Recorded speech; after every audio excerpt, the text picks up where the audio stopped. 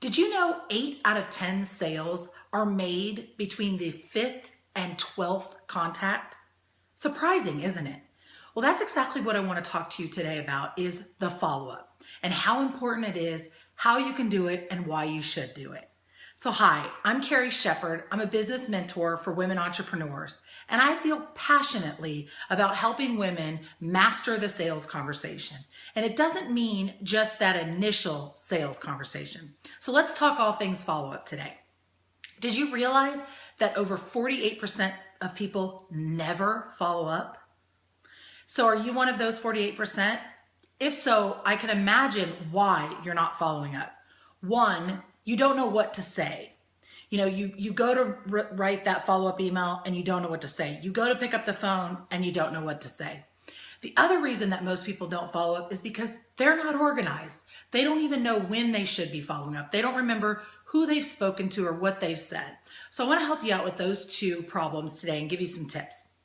So tip number one is have a follow-up system. Sounds pretty simple, right?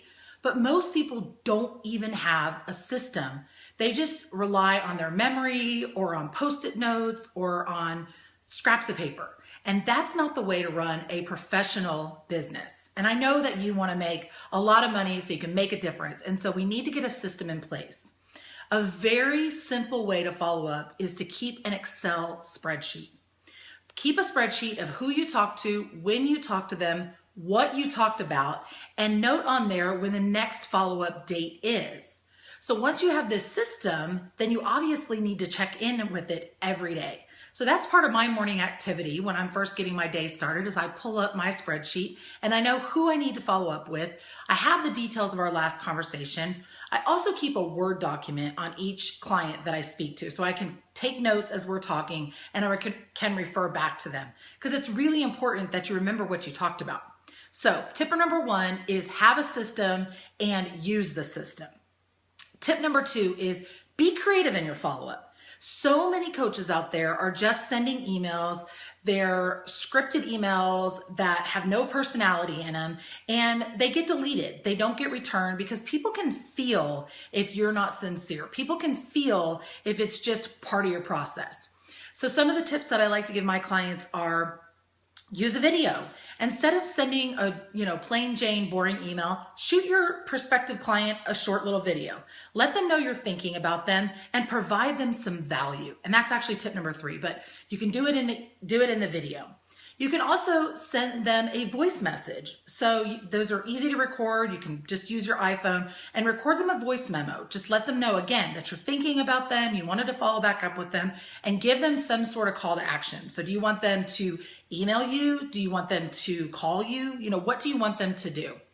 You can also follow up with people on social media. It doesn't have to be just via email.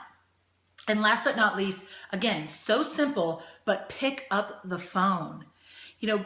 Because of social media and because we are an online business, I think people forget the power of the phone. And have a message in mind. So if you do get their voicemail, you can leave a really strong, really powerful and a message, again, with a call to action. Do you want them to call you back? Do you want them to email you? What is their next step? So tip number two is be creative in your follow-up. Tip number three is provide value. What can you do for your client so that your follow-up makes a difference for them? Can you provide them with an article that you've read that maybe made you think of the conversation you had with them? Maybe it's a blog post or a video that you've done that you mentioned in your conversation and you send them that as the follow-up.